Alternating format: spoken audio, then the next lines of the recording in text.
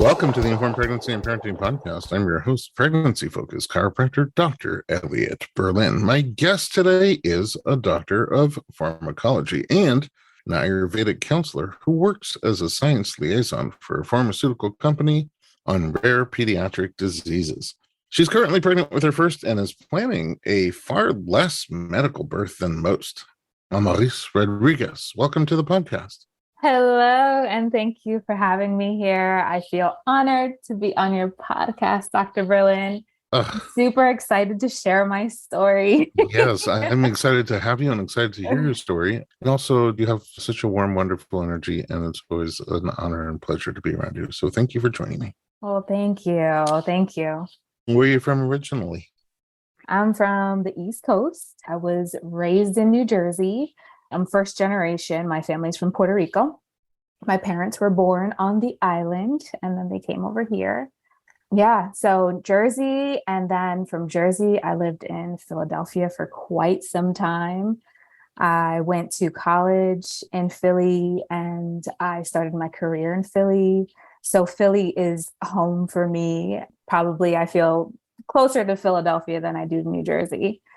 So yes, I flew from the East Coast to the West Coast recently, and I'm a transplant in LA. Welcome to the left side of the country. Okay, so many questions. So you were born here. Yes. Do you still have a bunch of family in Puerto Rico? So much family in Puerto Rico. Yes. Do you go a lot? Yes, I usually travel 3 to 4 times a year. Oh, wow. Puerto Rico. Can you fly straight, or you have to stop off in Florida? I go straight. I mean, if you take Spirit Airlines, they're going to stop you like 3 times before you get to Puerto Rico. But it's a straight shot. If you leave from Newark, you can land in San Juan in Puerto Rico. It's about 3 hours. Just don't take Spirit Airlines because they'll protest. Oh, really?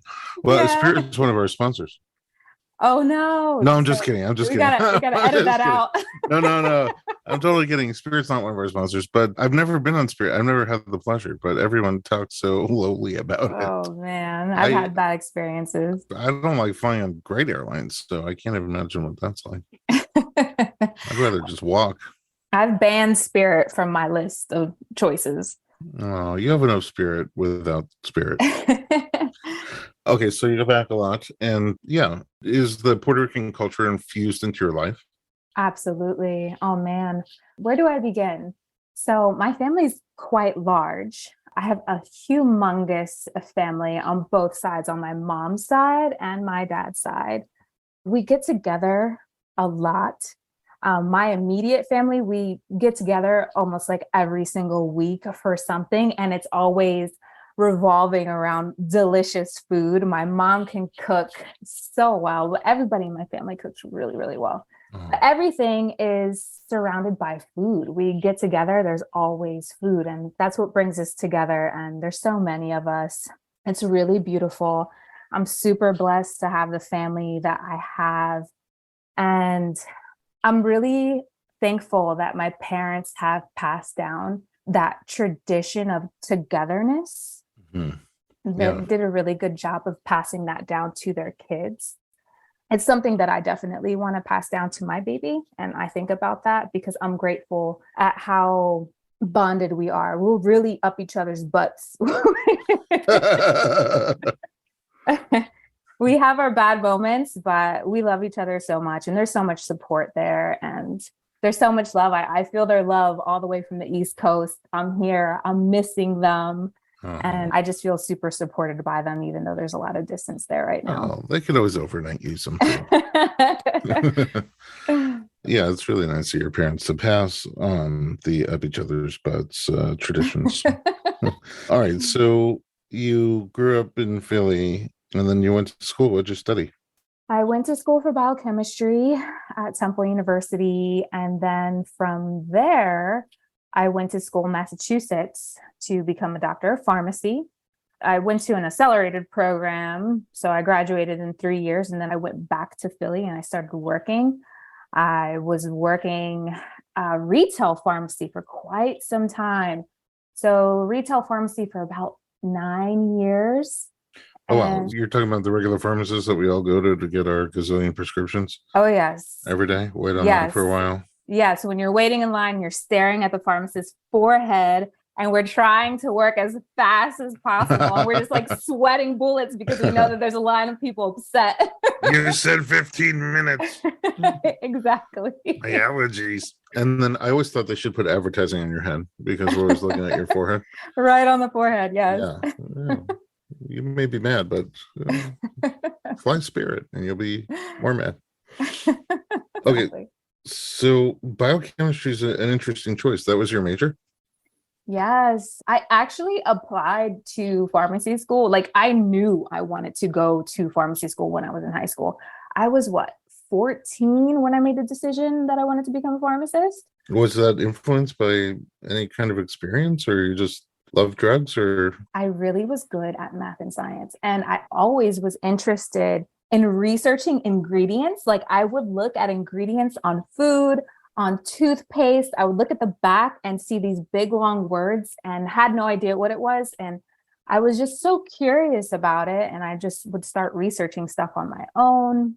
So like when you compare different brands or different items, like you're not just looking at the packaging, you're literally looking at what's in there. Looking at the chemicals. Yes. Wow. Looking at those chemicals. And I want to say I was 14 years old when I knew I wanted to do something in the healthcare industry. Then I was leaning towards doctor, pharmacist. I chose pharmacist because I thought it was more conducive to having a family and freeing up time. Whereas, you go the doctor route, got to do the residency, it's extra schooling. So I went with pharmacy and I graduated from high school in 3 years. Wow. I knew what I wanted to do. So seriously. Often looking at those ingredients. Even as a kid, I would scrutinize the package also, looking to see which one was cheaper. I'm like, oh, I'll take this one. For the price. Yeah, it takes less time and you save money. But here we are and you're super healthy and I'm fine spirit. Oh my goodness. Don't say that, Dr. Berlin. I don't know anything about Spirit Airlines. I just remember a comedian talking about it and he's like, yes, we're in the middle and then like someone passed out and I'm like, hey, is there a doctor on the plane? And he's like, not on Spirit Airlines. There is. So I don't get it. But anyway. Maybe you should try it once. Just so I can really appreciate the other airlines that I fly. Okay, so pharmaceuticals and working feverishly trying to package those prescriptions for us for 9 years. And what happened next? Because you don't do that anymore. No, I don't.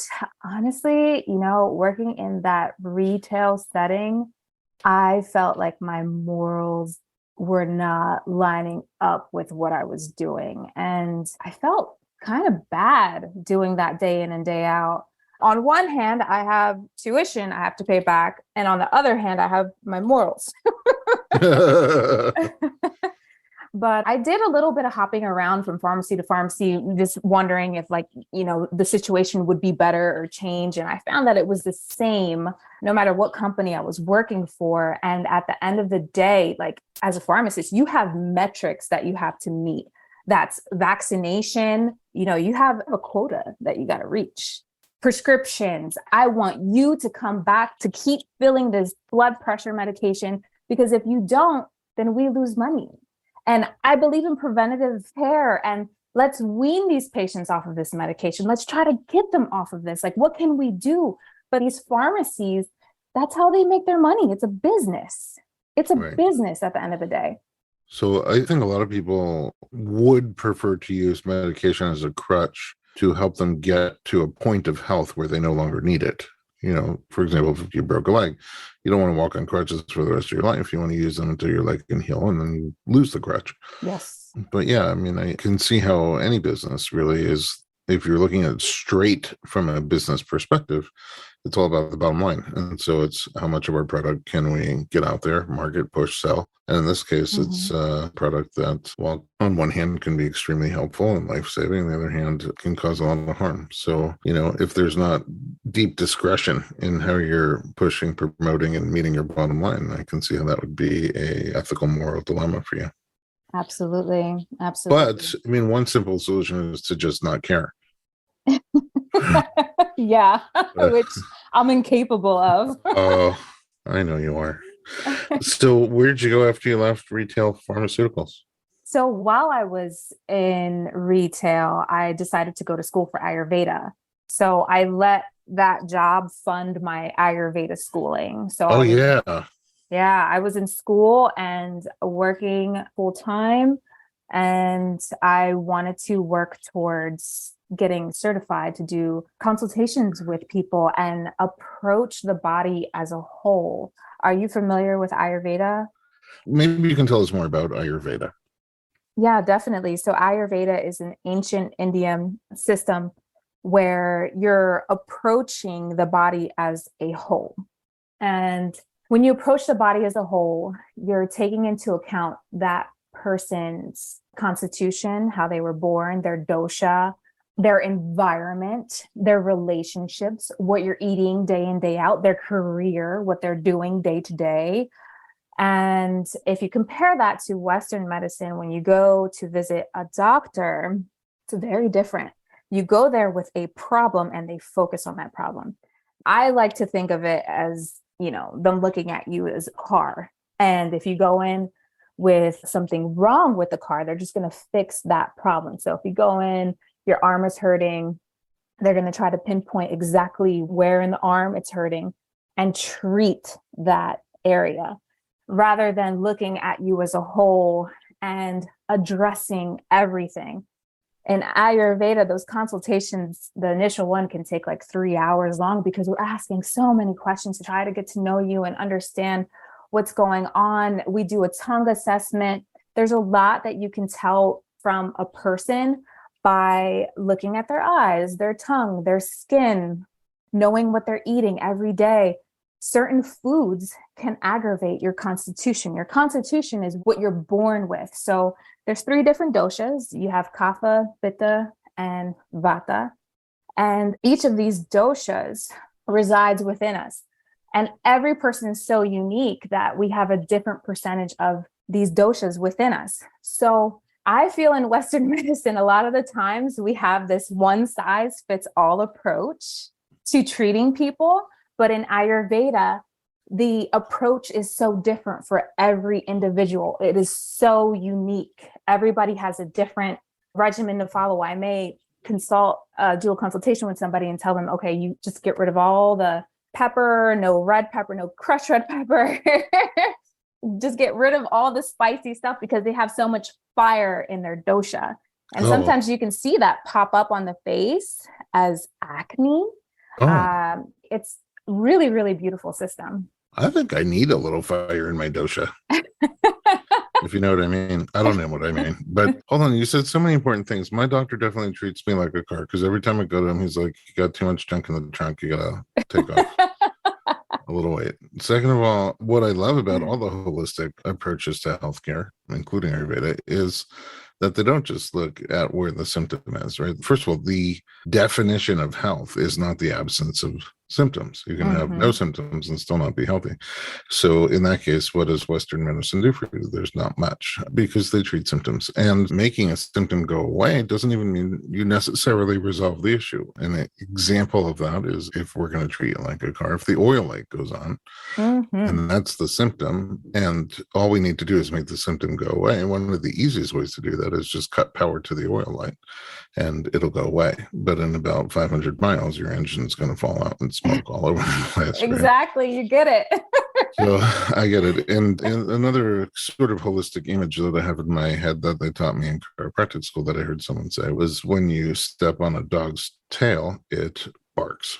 And if you're looking for the issue where the symptom is by the barking, you're never going to find the source. So I think there's a healthy mix of me and also patients in general get the best kind of healthcare when you try to get the best of both worlds, the East meets West. And yes, both approaches can be phenomenal. I used to ride ambulances, and I can tell you from firsthand experience, observationally, that If someone's running and falls on a metal spike and it pierces their lung, it is not a good time to discuss, crushed red pepper, or to do an adjustment or any of I the completely agree. holistic things. And there's a hierarchy. Sometimes you need the drugs and surgery, and sometimes there are amazing, incredible innovations that help us get rid of symptoms, find health that we didn't have, or crutch along to a point where we can do better on our own.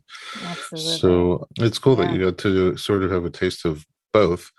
I want to find out a little bit more about what you're doing now, besides your 3-hour Ayurvedic consults. And by the way, I've waited online in pharmaceutical retail for retail pharmaceuticals for at least 3 hours. So I would do a 3-hour Ayurvedic assessment. Get more out of that.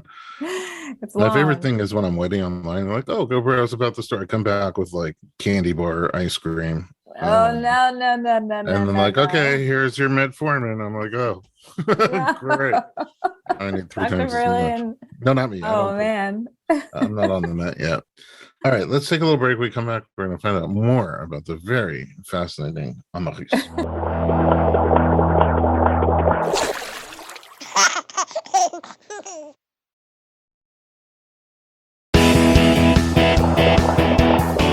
Welcome back to the podcast. We're talking to Amaris. Does that mean Hello. something?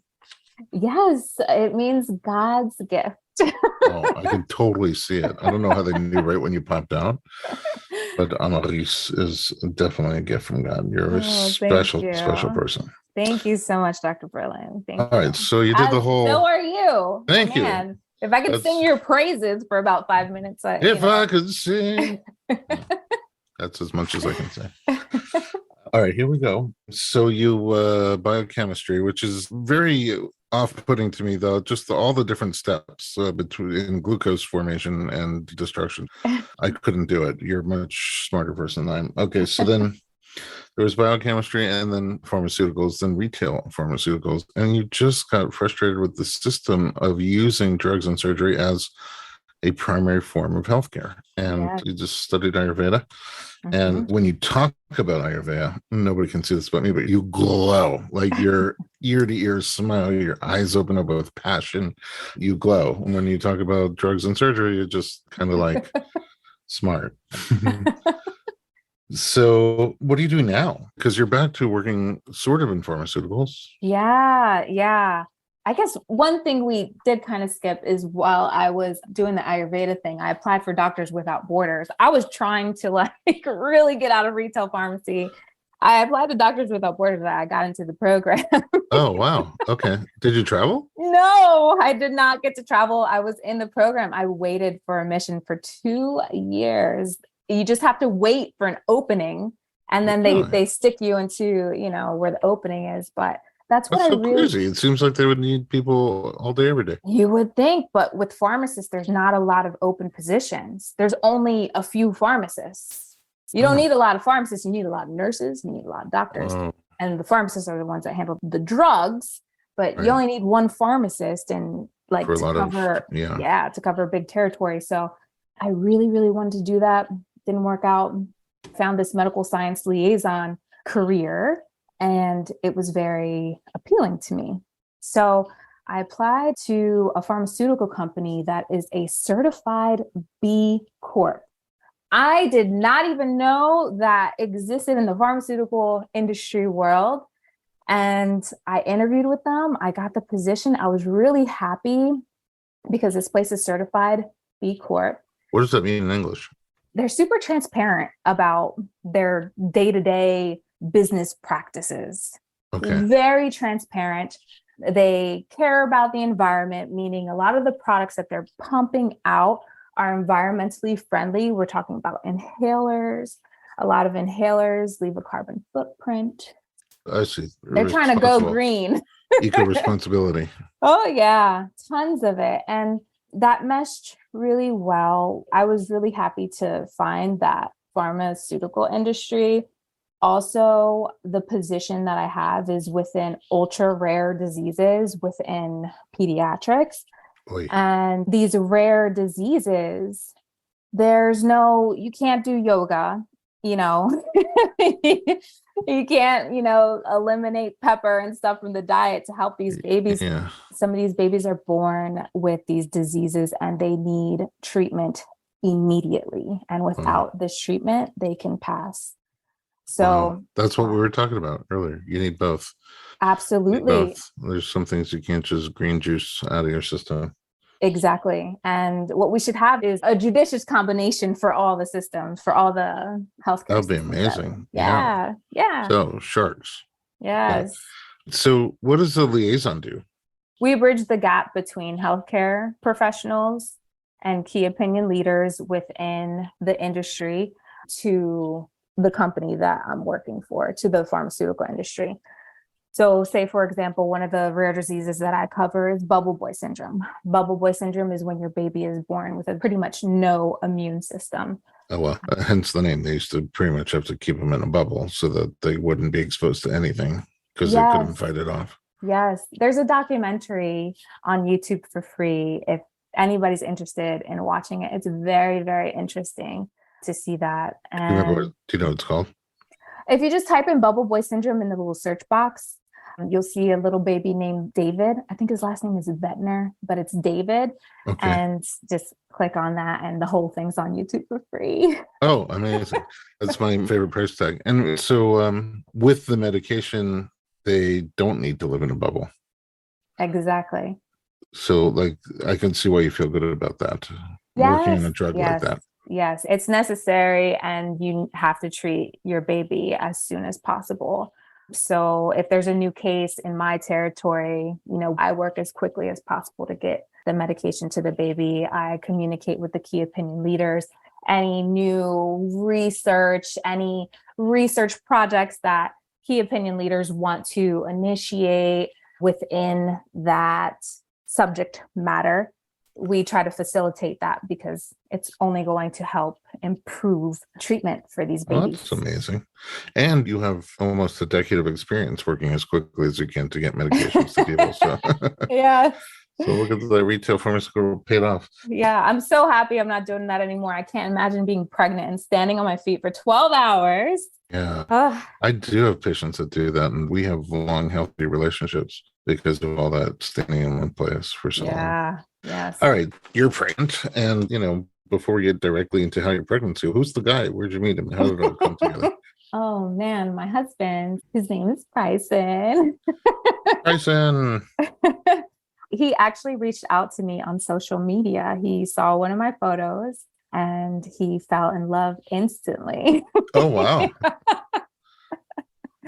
No, he saw a photo of me and my grandmom on the beach in Puerto Rico. Oh, wow. Yeah. Is he Puerto Rican? My husband, no. He's African American. He's from California. Cali. Yes. Yep. Okay. And then he saw your picture on the beach and he fell for you. He reached out to me and I never spoke to anybody like on social media. People use that as a dating platform or to reach out to people. And that was the first time somebody reached out to me to, like, connect. Yes, like life. Yes, yeah. And I didn't think he was real at first.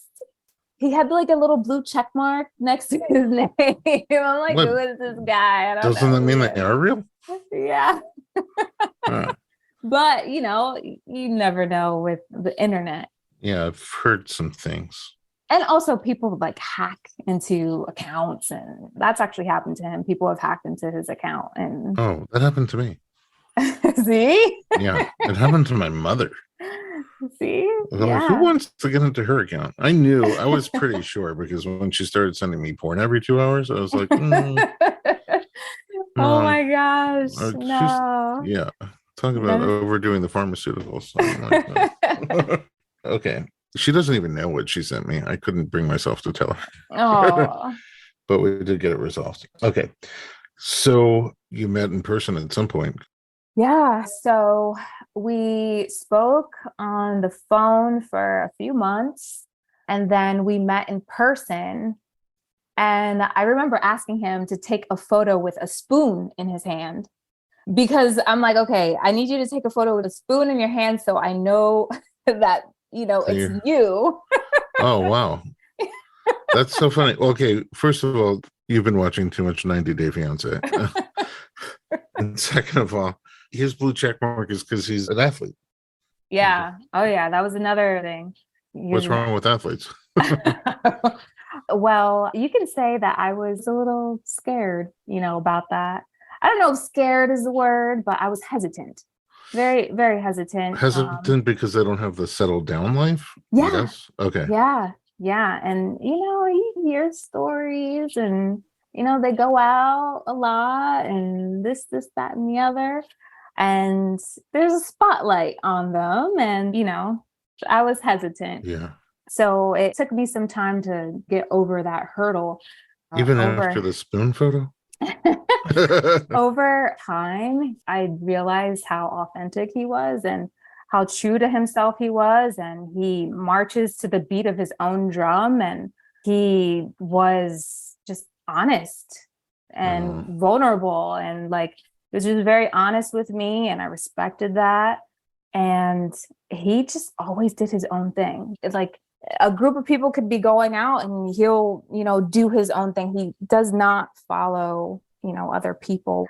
He's a very authentic person and I respect that. And that's one of the qualities that I love about him. He knows what he wants and he knows who he is. Oh yeah. He wanted you. Yeah. Yeah. And then he goes and gets it. Yeah. But on the flip side, out of all the different sports, at least the football season's only like 2 weeks long.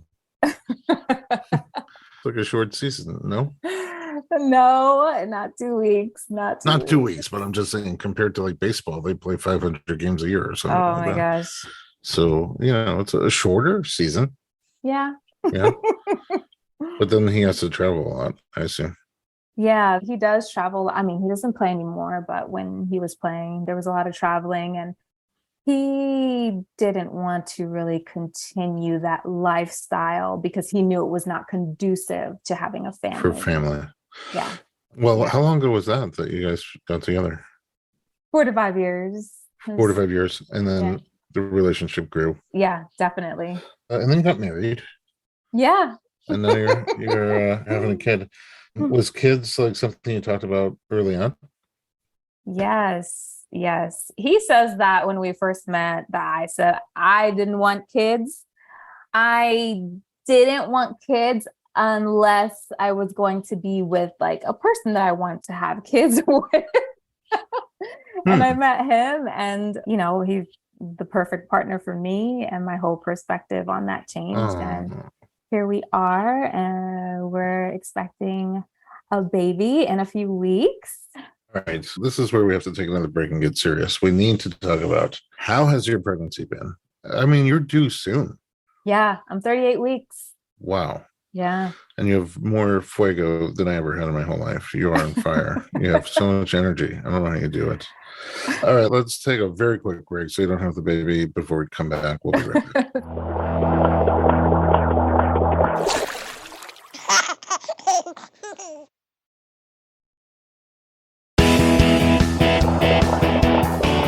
Welcome back to the Informed Pregnancy Podcast. We're talking to Amaris. Good news. Anyway, she's still pregnant and she's going to be delivering soon. So how was the pregnancy for you? It's been a huge blessing, Dr. Berlin. It's been a smooth pregnancy. I guess before I start talking about this pregnancy. Right. You had a previous pregnancy. I did. So 4 months prior to this baby, starting as a little zygote, 4 months prior, we got pregnant. And at 10 weeks, I had a miscarriage. So sorry. And did you know, or did you find out at the doctor? I remember I took a flight from the West Coast to the East Coast to visit my family.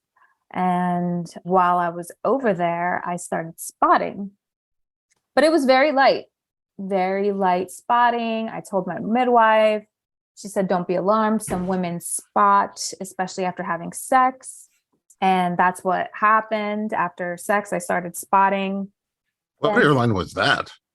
That couldn't have been Spirit. And then I remember I was supposed to go to New York City that weekend. I started spotting for my friend's baby's birthday. I canceled everything that weekend because I wanted my body to just rest and relax. And the spotting continued for about a week. I flew back from the East Coast to the West Coast. And when I got to the West Coast, it was super heavy. Oh, It was heavy. I was not in pain though. And I went to go get an ultrasound to see how the baby was doing, and there was no heartbeat. So it was Bryce with you. yes, Sorry. Bryson. Do you call him Bryce or do just I call him Bryce? Both. Okay. I have little pet nicknames for your husband. Was he with you? Yeah. Yeah. I had a feeling before even going to that ultrasound, I had a feeling something was wrong, even though it was just spotting and like they were telling me not to be alarmed, that sometimes it's normal in pregnancy. I lost my acid reflux. So when I became pregnant, I had some acid reflux and I noticed that symptom went away. Yeah. And then the bleeding started, and I just had a feeling something was off. Yeah, you're good at math. Things weren't adding up well. Yeah. So at the ultrasound, there was no heartbeat, and the doctor said that it's a miscarriage. A miscarriage. So the pregnancy must have ended before you even took off. Yeah. To the East Coast. Yep. Did it make you nervous that it was a result of sex? Yes. I mean, this pregnancy, like I haven't had complete peace of mind because of the previous experience that I had. And I would say when it comes to working out, when it came to having sex, because I love working out with weights and pushing myself. And I just stopped. I stopped and I just took it really easy. I would walk, stretch, yoga. That's like 9 times my usual workout routine. It's not me taking it easy. Did you get more confidence during like the middle trimester or no? You're still kind of... I would say during each trimester, I've had something where I was like, no, I'm not going to do that. Like the first trimester, I eased up on working out. The second trimester, I was really nervous because I was flying a lot for work. And there's not a lot of evidence out there for pregnant mamas flying. There's not a lot out there. So I was questioning how safe is it to fly? When I flew from the West Coast to the East Coast, I started bleeding. So was it from the flight? You know, also my nutrition, you know, is it my fault because I didn't eat enough protein? The protein requirements, according to the Bradley method, it's like 80 to 100 grams of protein a day. It was really hard for me to get all that protein in, and it still is. It's a lot. I can help you with that. I have ways. I don't know if you've heard of Reese's. It's my favorite protein source. Okay, so mental health wise, usually those things are really important. Like if you're a worker outer, especially a heavy sweat worker outer, push yourself worker outer. That's not just good physically, but also keeps your mind clear, your pressure low. Yes. What kind of things have you been able to do to replace that?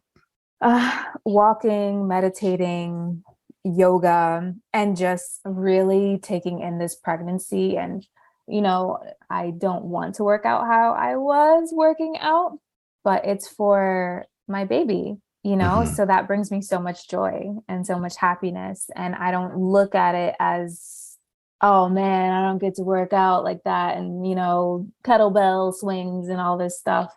I'm nurturing a baby and it's so beautiful. And the experience has been great. And it's like, my heart is already swollen for this baby that I have not looked at in the face yet, so it's pretty cool. I love that you could shift gears that way. Birth, you're planning birth. Let's talk about the birth setting, birth providers. What's the plan? Well, I want to do a home birth because I want to stick as close to nature as I can with my lifestyle choices. And I believe that my body was built for this. It was made to give birth. And I trust my body to know what to do. And I also think, when it comes to healthcare in the hospital setting, women lose their autonomy once you step foot into the hospital. And you can have a terrific doctor, you can have an amazing doctor, but on the other side of it, we have insurers, we have regulations, we have a lot of restrictions in place to prevent litigations from right, it's happening. defensive medicine that everybody practices now, just like defensive driving. You should have these three choices, but one of them is kind of risky for me, even if it's not that risky for you. So how about these two choices? Yes. It just keeps going that way. Yes, exactly. And like I said, you can have the terrific doctor, but those systems that are put in place are kind of forcing the doctor to practice medicine a certain way. Which is maybe a downside of giving birth at a hospital. Do you see downside to giving birth at home? No. Yeah. I mean, you haven't mentioned the biggest upside of giving birth at home yet, which is there's always really good food at home birth. I don't know why. It's like somebody's like, hey, can you be my doula? And somebody else at the same time can be my doula. And one's at home, one's at the hospital. I'm going for the you can eat buffet at home. Yeah. You have a full fridge stacked with snacks. I also want to be comfortable, and I don't like those bright lights, like stadium lighting right on me. I don't want that. And I want minimal medical intervention, the least amount of intervention, like let my body go through it. I want to feel all the feels. I'm saying this now. Let's see what I say in the next podcast. But I want to feel all the feels. I believe it. I believe it. I do. I want to surrender to that pain because I feel like that is me transitioning into motherhood. Like that is part of the whole transition. That's transforming myself into a mother. Like I've never been a mom before. This is my first baby. And I've spent so many of these years just living for me and getting my stuff together. So this is really exciting for me. You know what you remind me right now of? A story I don't think I've ever told on the podcast. And it was this woman who had a breech baby, and she didn't have any options for delivery. She was in an HMO, and none of the providers did breech. So she came up with this plan, and she labored at home as a first baby, as long as she could, with a midwife. In California, they can't really attend home birth, but, in this case, acting more like a doula. Mm-hmm. And then when she was like, ready to push, she went into the hospital, and she's like, I have a baby coming out of me butt first, and I refuse to have a C-section. And there were like two doctors on call, but they were leaving. It was a changing of the guard, and two doctors coming in. And two doctors that were coming in had never seen a breech birth before, never attended one. They were very nervous about the whole situation of the two doctors leaving. One of them, an older guy, had been to breech birth, many of them actually, earlier in his career, although not recently. He said, I guess I'm going to stick around and help you out. Very smooth birth, very smooth. I mean, she was just about ready to go. Pushing went well. Baby came out, and I was like, wow, that's an incredible story. I'm like, you got some serious balls. And she said, no, Dr. B, I have a vagina. And I was like, touche. Touche. But you have that kind of confidence and energy, like you trust your body. And also maybe it's your training from both East and West, like understanding how the body works on a scientific level, but being in tune with the Ayurvedic energy. I don't know where it comes from, but I'm jealous. But you also take care of your body. Like you're really good to your body and what you put into it and how you exercise it and listen to it. I feel like saying her for some reason, how you listen to her. You guys have a great working relationship, which I think also goes a long way. And who knows? You never know how birth is going to go. But at this moment, it's like so incredibly, I don't know, inspirational, empowering, amazing to see like that kind of relationship that you have with your body and that trust that you have through the pregnancy and that you have for the birth and that you want to feel things and that you're not, I'm sure there's some anxiousness in there, but that you're not terrified of the whole thing. Yeah. Thank you, Dr. Berlin. I have moments of fear for sure, but I am not fearful. And a lot of that, honestly, comes from the community, from women sharing their stories, from listening to your podcast and educating myself and reading books. And my midwives are amazing at answering questions. And I'm so grateful for the people that I have in my circle. Super grateful for the resources. because that gives mamas confidence, and you feel more empowered. The more information you have, it's, a win-win. Who's coming to the birth? It's going to be me, the baby. Both of you really are invited? Oh no, my husband for sure. My husband was going to be my doula. I was like, listen, maybe you can be the doula, but it's I didn't get an invitation. Yeah. What do you see his role as? Oh, you have a doula coming. Yeah. We ended up getting a doula. So my husband, doula, midwife, and my mom is supposed to fly here, but we don't know when the baby's coming. So what do you see your husband's role as compared to the doula? Oh man, my husband is going to definitely encourage me and help me when I hit that wall. I know that there's going to be some wall somewhere that I'm going to hit and he's going to encourage me, and he will have this sense of calmness. He stays calm under pressure, which is really great. And definitely support, massage, feed me. He wants to make sure that we have all the snacks that I like here, that I want. He wants to be fed too. That's why you got to do that, to feed your husband. What are you going to listen to? Man, I started a birthing playlist with, this like Zen-like music. I have that, but I'm like, I might just want something more upbeat. But I'm not going to know until I'm in the moment. Yeah, but I did do the whole Zen playlist. I always recommend like at least 3 different playlists, meaning section 1 is just like things are just gearing up and slowly, hopefully easing into them. Just something to keep you calm and, whatever. The section 2 where it starts to pick up some more. That's just my stupid observations. Section 2 where it starts to pick up some more. Something that's repetitive. Kind of meditative in some ways. So I've been to births where they play like 3 hours of African drumming, and it's just repetition. Like it helps you turn off your conscious part of your mind and tap into the older part of your brain where all the instructions are and how to get this thing done the most efficient and optimal way. And then like the third one is like that more like upbeat, when it's like you need to come out of that and be a little more active and find your energy a little beady. That's food from thought, observations from a quasi-certified male doula. So there's that. Are you like water or land? Water. Yes. Yeah. I see it. I can see water. Yeah. Cool. Hopefully Bryson gets in the pool with me. I don't see why not. Did you rent a tub? Like a big one that you can...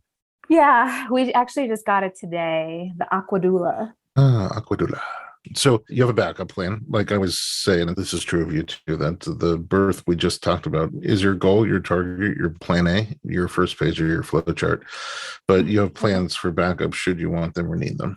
Yeah, definitely.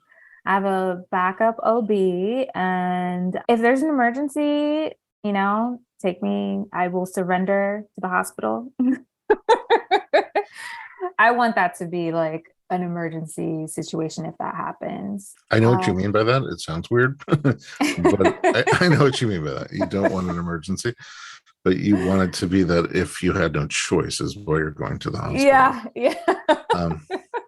All right. I have 2 more things. Predictions. Do you have a prediction on where in your 40-week count or so your baby will come? Oh man, this is a tough one. At first, I thought it was going to come after 40 weeks, and now I'm starting to think it's going to come before 40 weeks. So I'm at 38. I think it's going to come before. So in the next 2 weeks? Yeah. Okay. I think it's going to come before the due date. Is that because you're feeling things physically in your body, or you just had a different intuition? Just different intuition. I felt some, Braxton Hicks last week. Cool. What'd that feel like? Like cramping, and it happened 3 times and then it went away. Okay. And that was that. Sounds like the orchestra was starting to warm up in the pit. Yeah. And that's what made me kind of think, all right, this baby's getting ready. All right. I still think 3 days after the due date, but your intuition is probably more reliable. Okay. So there's that. Do you have a how long labor will be prediction? Yeah, my husband asked me this yesterday. I think more than 24 hours, And less than. less than 5 days. Okay. Okay. That's like Price is Right. $1. $1. We're going to go with $1. Okay. And then size. 6 pounds and some change for sure. Really? Yeah. How tall is your husband? I think the baby's going to be on the smaller size. Bryce is 6'3". Okay. I hope I'm not off by an inch because he's gonna be like, I'm 6'4". Well, it's fluid. It changes over your lifetime. Okay. Yeah, I'm going with a bigger baby for you, 7.4. No, no, 6 pounds. Listen, so I went to go visit my OB. I think it was at 36 weeks. And he was telling me that the baby's small for the baby's gestational age. Okay. And he predicted a further out due date, which is 3 weeks past the original due date. Oh, wow. Because of the size. Because of the size. Wait, how sure we are of the conception date? I'm pretty sure. You are? Okay. Yeah, I'm sure of it. You're sure? Okay. Yeah. I'm still going 7.4. I don't know. Look, do you know gender?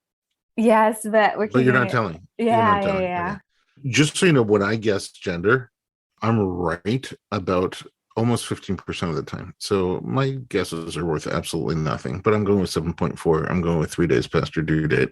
Okay. And I'm going with 19 hours of labor. Okay. All right. I'll take 19. Sweet. I hope I'm in the ballpark on at least one of those. And then my last thing, I've never done this before. Does pregnant Amaris, one thing, send a message for our next episode to new mommy Amaris? What would you want to tell her? Oh, man. A message for mommy. Gift from God. To definitely enjoy the moments of stillness and silence with your baby, because I'm anticipating it being a lot of waking up in the middle of the night and a lot of stillness, and embracing that with your baby. Sweet. Embracing that with my baby. The quiet. And not feeling antsy and not feeling like I need to do something, because we fill our lives with so much busy work, right? But you only get to experience this one time. Every baby's different. So, I'm only going to get to experience this once with this baby. Oh, I just moved my oldest son to the East Coast, and I moved him into a place there for post-high school. He's floating the coop, and it hasn't even fully processed for me at this point. But what I will say is everyone tells you that it goes very quickly. And what I found is it goes lightning fast. But what they didn't tell me that would have been helpful to know is that it goes lightning fast in slow motion. And you're constantly, all of us are pulled in 800 directions. We got this to do, that to do, the other thing. You're always making decisions, even if you're not thinking about it consciously, about which things to do and which things to hold off on. And because it's going so slowly, slow motion, I think it's natural instinct to put, okay, I'll get to that later, and then you don't realize that it went lightning fast until it's done. Yeah. And everyone's going to tell you it goes so fast, but I think hopefully you keep in mind it goes so fast, but even when it doesn't feel fast, it's moving freaking fast. Mm-hmm.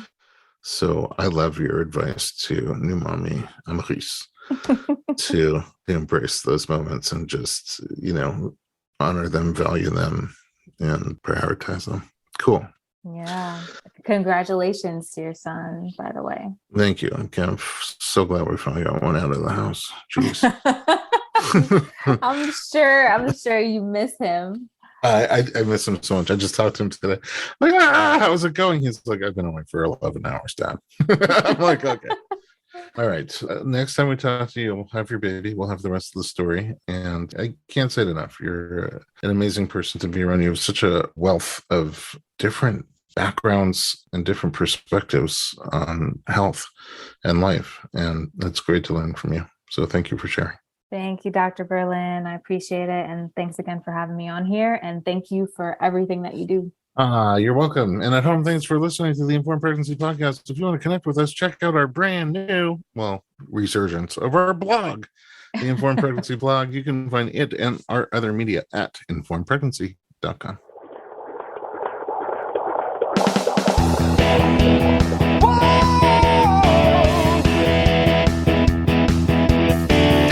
Doctor, give me the news. I got a whole lot of questions for you. This kid's gonna test my will. I got a lot to learn, and my baby's due.